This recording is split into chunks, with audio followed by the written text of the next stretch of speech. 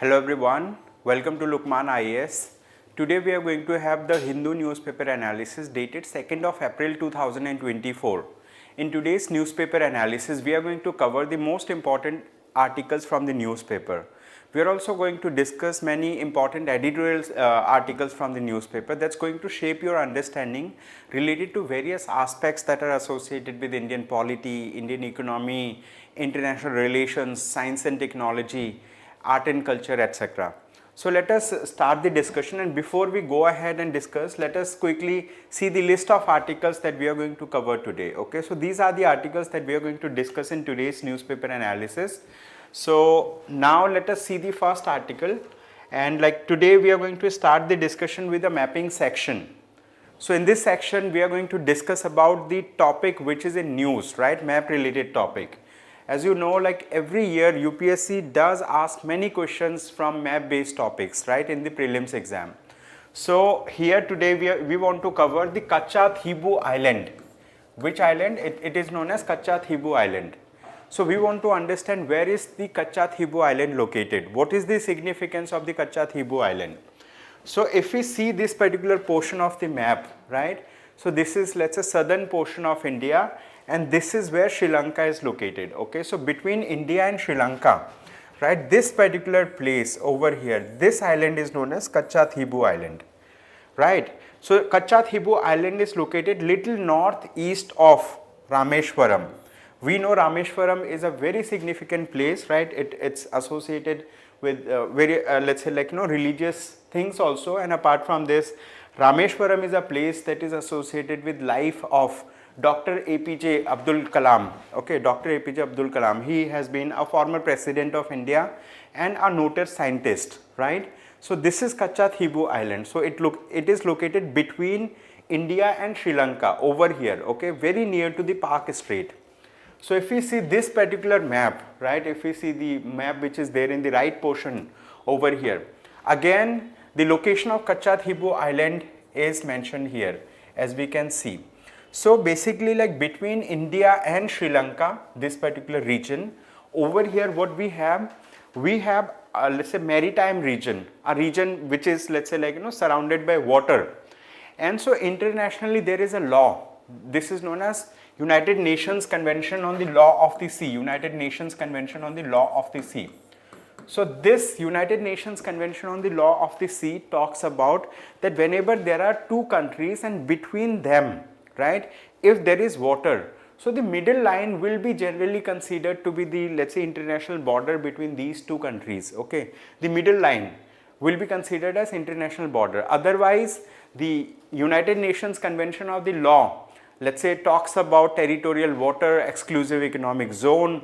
It talks about, let's say, international waters. So generally it mentions that up to 200 nautical miles from the baseline of a coastal state, right? So the coastal state will have certain rights up to 200 nautical miles, and it may extend up to 350 nautical miles provided that there are some continental relief or continental shelf. Okay, this is the thing. Now here we need to understand that, between India and Sri Lanka, if Sri Lanka would not have been there, so India's nautical mile might have extended up to 200, let's say India's extend might have extended up to 200 nautical miles. Since Sri Lanka is also there, so it is, the boundary line is between India and Sri Lanka. And long back, this island, Kacha Thibu Island, belonged to India, right? It was part of India, but to settle the boundary disputes between India and Sri Lanka, long back the previous governments have, let's say, given this particular island to Sri Lanka. I mean, on a lease for a long period of time, I think, right? So it was given to Sri Lanka, but now this island is in news because, the present government has started raising voice. Earlier they also had supported the stance of the previous governments that, this island has been given to Sri Lanka because, we wanted to settle the maritime dispute, we wanted to settle the border disputes between these two countries. But now they have, let's say, they are pointing out that they want to take back this island. And so that's why, let's say, many people who have been the former diplomats to, for example, Sri Lanka, so he has said that it's going to I mean like create an image of India that India is not does not have a stable foreign policy.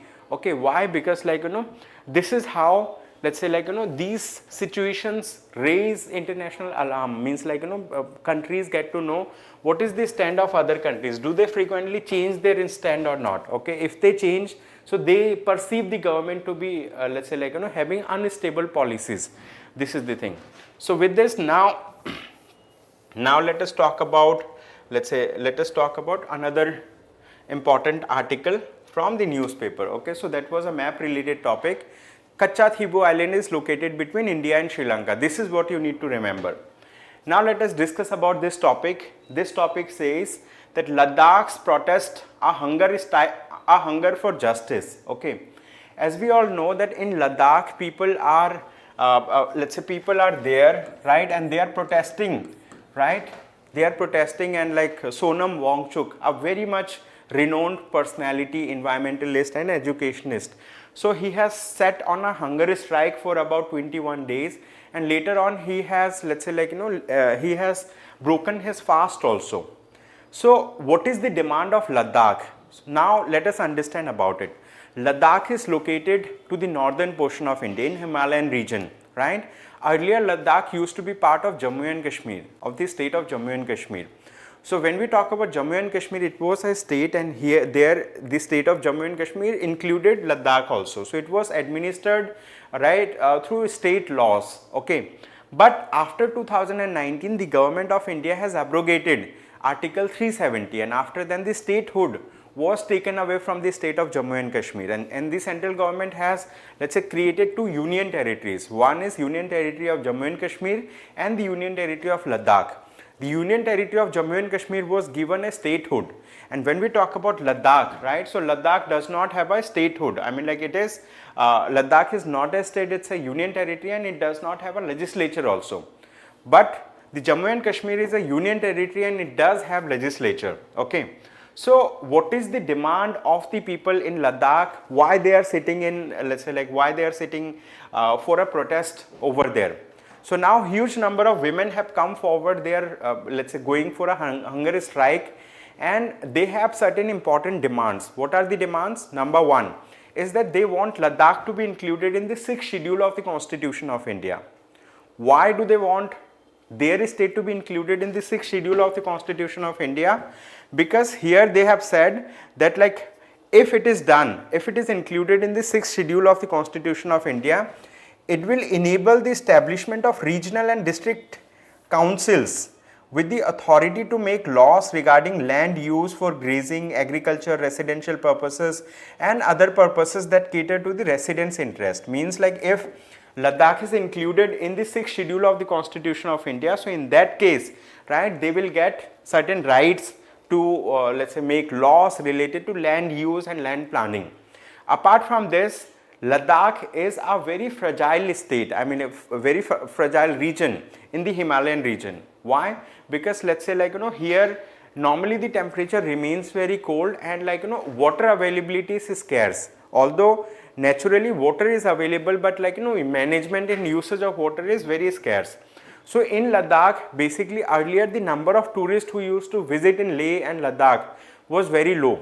But recently the number of people who are visiting Ladakh has, let's say, increased to a manifold. I mean like more than 3 to 4 lakh people are visiting every year in Ladakh.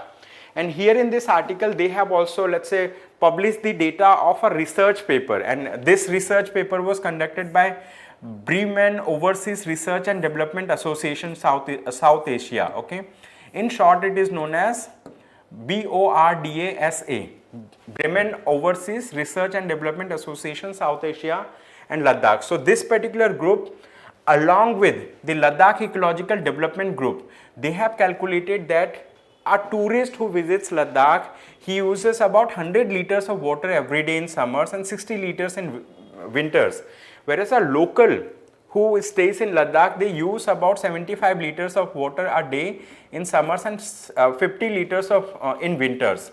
So they say that like like Ladakh is fragile ecologically, it has less, let's say, like, you know, management of water. So like the increasing number of tourists who are visiting there, so they are causing problem to the ecology of Ladakh. Apart from this, Ladakh is also disaster prone. Various kind of hazards, for example, if I talk about landslide, if I talk about glacial lake outburst flood, and apart from this, let's say, like various other natural hazards does create problems in Ladakh. For example, climate change, glacial lake outburst flood, permafrost degradation and rising temperature. These are the issues that Ladakh, people of Ladakh are facing. So these people are saying that Ladakh must be included in the, must be included in the 6th schedule of the Constitution of India, so that they get rights to manage the land over there. Not only this, what they want that, like, you know, Ladakh must be given, let's say, like, you know, additional funding. Okay, they want funding, they want climate action, and at the same time they want Ladakh to be included in the 6th schedule of the Constitution of India. That's why they have gone for hunger strike. Okay, so like this hunger strike has let's say reached to its peak at this point of time, because huge number of women participated, and if the government does not hear the demand of the Ladakh people, so in that case, like, you know, the elders, elderly people, many people are going to, let's say, like, you know, participate in this particular protest. Now let us talk about another article. This article is again very important. What is the name of this article? It says, how will Bankman-Fried's legal fallout impact the crypto market's stability? Okay, so here we are talking about cryptocurrencies. And what are cryptocurrencies? Cryptocurrencies are digital currencies. They are the currencies that are, let's say, traded over blockchain network. Okay, so the first cryptocurrency in the world is known as Bitcoin, and so the Bitcoin is the first cryptocurrency of the world. It is the largest platform for cryptocurrency trade also. So its valuation is at its peak, at its high level. Apart from this, the second largest cryptocurrency in the world is known as Ethereum. Ethereum is the second largest cryptocurrency in the world. So now what we need to understand is that in this particular article, basically they have talked about the let's say Bitcoin, they have mentioned about Ethereum, and apart from this they have mentioned about a platform, and this platform is known as FTX. What is FTX? It is a cryptocurrency exchange platform. Means like here people can exchange their cryptocurrency from one type to another. They can, let's say, like, you know, purchase cryptocurrencies over there. They can sell their cryptocurrencies over there. It's a kind of, let's say, like, you know, exchange platform for cryptocurrencies. And the founder of this platform, like its CEO, Sam Bankman-Fried. So basically he was sentenced by the by the United States of America to 25 years of jail term. Why he is sentenced for 25 years of jail term? It is because of many reasons. Number one, it is considered that he was involved in the biggest financial scam of this century, biggest cryptocurrency scam of this century, and this scam has led to, let's say, like, you know, led to scamming about $8 billion of investors' money. I mean, like, so investors, people who have invested in cryptocurrencies, $8 billion have been, let's say, like, you know, have been apportioned by this particular person. Okay, so now the question is that, like, you know, the US department, I mean, like, so there are different departments. So he was sued, and later on, so the prosecutors, they wanted to see him in prison for 40 to 50 years, but later on, let's say, like, he was sentenced to 25 years in prison. But the thing is, like, is it increasing the vulnerability of the cryptocurrency platforms? No. Basically, like, if we talk about the Bitcoin, if we talk about Ethereum, right, Bitcoin and Ethereum, so they did not see any dramatic spikes or fall in the past few days. Means like Bitcoin, Ethereum, they remained stable despite this particular news, the biggest scam involving cryptocurrency, where the CEO was himself involved in multiple kind of financial irregularities. So all those kind of irregularity related things are mentioned in this article. So I mean, like, 2 counts of wire fraud, 1 count of conspiracy to commit money laundering, 1 count of conspiracy to commit commodities fraud, 1 count of conspiracy to commit securities fraud. Lot of things are mentioned. So this particular person was sentenced to 25 years of jail term, and still the cryptocurrency platforms are stable. Okay. So with this, now let us talk about another article. This article is again important. What you need to study in this article, it says, a speech that put India on the global stage. Right. So what has happened? Long back when India just became independent, right? Just after that, what has happened is that, so the United States of America, USA has conducted a US Castle Bravo thermonuclear test of the test. Okay, so this was a kind of nuclear test that was conducted by United States of America. So this nuclear test was conducted around in 1954. So India, became independent very recently. At this point of time, India had a lot of, let's say, like a lot of other important things to look into. So here what we need to understand is that, let's say, here we need to understand that after India became independent, right, USA has conducted a nuclear test, and after USA has conducted this particular nuclear test, what has happened?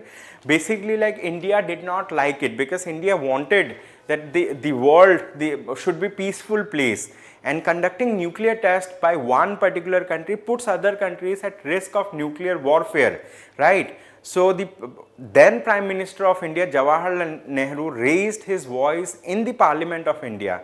He has talked about, let's say, like, what dangers does the nuclear weapon bring to the world. And not only this, he has also talked about that there should be a partial test ban treaty.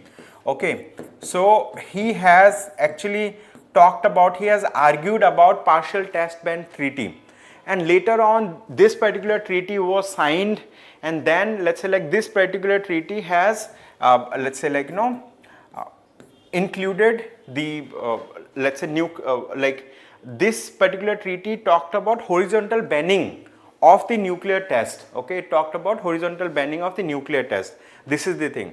So, but the thing is, like, at this point of time in 1954, the Bandung Conference was not signed yet. Okay, means like non-aligned members were also not part of, let's say, like, India did not align with the non-aligned countries. It was done at a later point of time. India at that point of time was kind of little bit, let's say, isolated. It was, let's say, facing with the problems that Britishers have left, let's say, like, to us. So we were working on this. So what was the force behind this this particular move of the Prime Minister Jawaharlal Nehru? So in this particular article, they have said that 70 years back, then it was only the moral force that has pushed India to, let's say, speak against nuclearization of the world, to speak against using nuclear weapons. So the thing is, if we talk about nuclear diplomacy, now many people might be taking it for granted, but the thing is, like, huge amount of work has been done by previous Prime Minister. So here in this article, they say that the Nuclear Non-Proliferation Treaty, the 18-Nation Disarmament Commission, and the Comprehensive Test Ban Treaty, right? So these were the treaties that were later signed. India even negotiated in these treaties, but India finally did not sign these treaties, citing, let's say, national interest reasons. Okay, these are the things. So in this particular article, what they have said, that this particular speech of the Prime Minister Nehru, right, the then Prime Minister Jawaharlal Nehru, has put India on a global stage, because we were the first country in the world. We were among the first countries in the world who have raised voice against nuclear weapons. We have talked about nuclear disarmament. Okay, so like later on, the United Nations also set up a UN Disarmament Commission with limited membership. Okay, and so it was not only India's problem. We have made the nuclear weapons as a global problem. It was being seen in that light. Okay, so with this, now let us move to the next next article.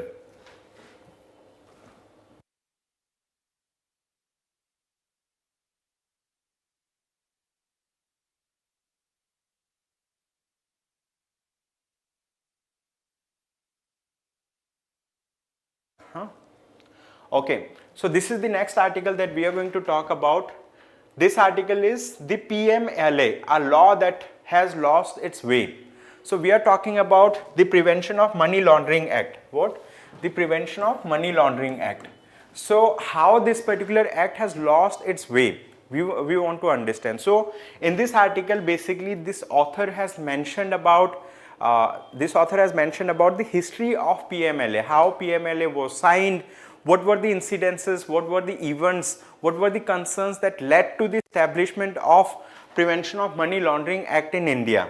So in this article, author says that this particular act was, let's say, had various objectives, and that objective was related to drug trafficking. So long back there were many issues related to drug trafficking in the world. Okay, so huge number of people were involved in drug trafficking internationally. So the United Nations organization, okay, so United Nations took serious note of drug trafficking in the world, and it had held United Nations convention, right? So against illicit traffic in narcotic, drug and psychotropic substances. Okay, so they have talked about illicit, illicit traffic in narcotic drugs and psychotropic substances. So the thing is, at that point of time, the United Nations was concerned about drug trafficking, and how this drug trafficked money was later on made a white money, and it was circulated around different economies in the world. So here what we need to understand is that it has led to the establishment of the Financial Action Task Force. And not only this, a summit was held in Paris in 1989, and later on this particular Financial Action Task Force was established. The role of the Financial Action Task Force was to curb any kind of money laundering activity that was associated with drug trafficking. So that was the that was the backdrop in which Financial Action Task Force was created. Later on, there was a resolution also. So United Nations General Assembly has started a resolution, and so they wanted political declaration and global program of action. This particular thing, political declaration and global program of action, they called upon that various countries should bring laws in their own countries, so that these laws actually can help in curbing can help in curbing or stopping the drug trafficking, right, in the world. So later on, Indian government also also created a Money Laundering Act. What we have done, we have created the Prevention of Money Laundering Act in 2002. We have enacted this act, and it was brought into force in 2005. All right. So this is the thing. So this was done under Countering World Drug Problem Together. Okay, so this was a declaration that was made by the United Nations, and accordingly the Indian Parliament has established, or Indian Parliament has enacted, the Prevention of Money Laundering Act. So Prevention of Money Laundering Act was associated with prevention of drug trafficking, prevention of money laundering in matters like this. But nowadays what has happened, the author says nowadays this is being used for other purposes. I mean, it has lost its original way of stopping the drug trafficking. So the PMLA was enacted under Article 253 of the Constitution of India, and Article 253 of the Constitution of India empowers it to make laws for implementing the international conventions. And this article states that a law a parliament makes to implement any decision of the international body will be confined to the subject matter of that decision. Okay, this is the thing. Basically, this particular article, Article 253 of the Constitution of India, allows the government of India to formulate a law, right, which is in accordance with the international convention, which is in accordance with the international treaty that the government of India has signed. Okay, so this has led to the establishment or enactment of PMLA. But there have been issues also that people have raised voice against PMLA. I mean, cases were filed in the court of law. So there are few cases that I want to talk about. There is a section in the PMLA. So the bail provision of PMLA Act, section 45, is invested with a lot of political significance in present day India. So this particular bail provision, right, was held unconstitutional by a two-judge bench of the Supreme Court of India. And what was the name of the case? It is Nikesh Tarachand Shah versus Union of India, right? Why? Because the Supreme Court of India has seen, right, this particular section of the PMLA as violating Article 14 and Article 21 of the Constitution of India. Article 14 talks about right to equality, right? Equality before law and equal protection of the law. And Article 21 talks about right to life and personal liberty, right to privacy, etc. are part of Article 21 of the Constitution of India.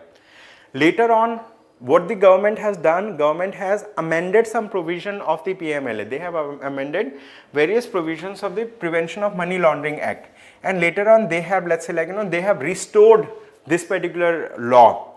And a 3-judge bench of the Supreme Court of India that was headed by A.M. Khanwilkar in Vijay Madanlal Chaudhary versus Union of India, 2022.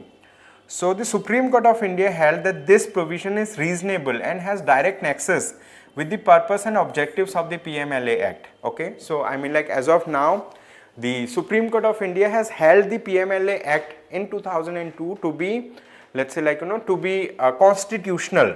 Okay, but the thing is, there are few other cases also. So back in 1978, under the following words, like Gudi Kanti Narasim Hulu and others versus Public Prosecutor High Court of Andhra Pradesh. Personal liberty deprived when bail is refused is too precious a value of our constitutional system recognized under Article 21, and that crucial powers to negate it is a great trust exercisable, not casually but judicially, with lively concern for the cost of the individual and the community. So over here, basically, this was what the Supreme Court of India has noted, right? So Justice V.R. Krishna Iyer, okay, so like he is a renowned judge of the Supreme Court of India. He has been a renowned judge, okay. So basically, in this article, the author says that the PMLA, a law, has lost its, let's say, way, okay. Now let us move to another article. So we are going to quick in covering this article. This article talks about AI in elections, artificial intelligence in elections, the good, the bad and the ugly, okay. So what is artificial intelligence? We all know artificial intelligence is a kind of machine intelligence. So using artificial intelligence, people are also, let's say, people are also using artificial intelligence in elections, okay. Here we need to understand that recently there have been many instances where artificial intelligence has been used in elections across the world in the year of 2024 itself. And not only this, in India also it has been done. In India, like one of the speech of the Prime Minister of India, right, Narendra Modi, so it was translated into 8 different languages ahead of the Lok Sabha elections. So, and it was translated, his speech was translated into 8 different languages and it was made available to the larger public, okay. So the thing is, like, that's why the author is saying that it is India's first AI election, because artificial intelligence is being used by political parties, right. Not only this, in this article the author has talked about various other reasons also, various other, let's say, incidences where artificial intelligence has been used in various countries. For example, it has been used in in United States of America. So a kind of video, a phone call, right, so that sounded like US President Joe Biden, that has circulated. And apart from this, pro North Atlantic Treaty Organization, Slovakia party, so they shared something on Facebook, so that was also made by artificial intelligence. So artificial intelligence is being used in election campaigns by various political parties for good reasons, but at the same time artificial intelligence is being used to spread fake information, misinformation through the social media platform. So it is very important that we should take a watch how artificial intelligence is being used. And there are few companies, for example Microsoft, Google, OpenAI and Meta. So they have said that they are going to, what they are going to do, they are going to basically combat AI content that aims to deceive the voters, okay. Basically in this article they have said that there are widespread applications of artificial intelligence, and it can be used in election campaigns also, and it is likely to cause a paradigm shift in almost every aspect of an election. Okay, so it can be used, let's say, like for planning the let's say election campaigns. It can be used for other purposes also. Then we have some other article. One of the article talks about solar surge. It says India's solar industry must grow without compromising on quality. Okay, so what is this? It talks about solar industry that is working in harnessing the solar power. So like it is an alternative source of energy, it is a renewable source of energy. So using solar energy is not associated with, let's say, emitting greenhouse gases. I mean, like, solar energy is environment friendly, it is not causing global warming. So that's why, like, we should focus on, let's say, like, harnessing the solar energy. So it is important. So here in this article, what they have said, that the approved models and manufacturers of solar photovoltaic modules, requirement for compulsory registration order 2019. So this was the order that was released by the government of India. It requires module makers to submit to an inspection of their manufacturing facilities by the National Institute of Solar Energy. Okay, so like this particular thing, I mean, like, if there is a entity which is making solar energy, which is, let's say, involved in manufacturing solar panels and all, they need to get it inspected through a body, and name of this body is National Institute of Solar Energy. Okay, so here, like in this article, the main message that they want to give is that India's solar energy must grow without compromising on quality. They need to focus more on quality aspect of the solar panels that they are creating, solar cells that they are creating. Okay, so that, like, India can, let's say, like, reduce its carbon footprint. At last, we have a very short article. So it talks about center and Congress's power over Kacha Thibu issue. So we have discussed about Kacha Thibu Island in the beginning today. So when we talk about Kacha Thibu Island is located between India and Sri Lanka. We have seen it, right? So over here earlier, I mean, like, during the president, during the Congress government, so they have signed this particular pact with Sri Lanka, and the government of India has allowed Sri Lanka to use Kacha Thibu Island for their purposes. But the thing is, now the present government is thinking, I mean, like, it is raising voice that it wants to bring back Kacha Thibu Island to India. Okay, and this has raised a spark also, because people are seeing that, like, for domestic purposes, for election purposes, if we are, let's say, like, if we are reversing our stand on foreign policy matter, it's not going to give a good signal to other countries in the world. This is the thing. Okay, so you can read it. Okay, so it's, as of now, it has become a political issue. But the thing is, like, this particular person is a former diplomat. So he was a former, let's say, ambassador of India to Sri Lanka. So he has said that such issues being raised by the country's leadership will damage the credibility of country and could be a self goal. Okay, this is the thing. So former envoy to Sri Lanka says External Affairs Ministry's position over the past decade has been in line with the stance taken by previous governments. They say any change in position on the issue could affect relation with neighboring countries and damage India's credibility in the region. Okay, so this is the thing. So I mean, like, we are not going to discuss much about it in the, I mean, like, in the beginning portion also we have talked about it. Okay, so that will be all for the day today. Thank you so much everyone for attending today's session. I hope you have a good day ahead. Thank you.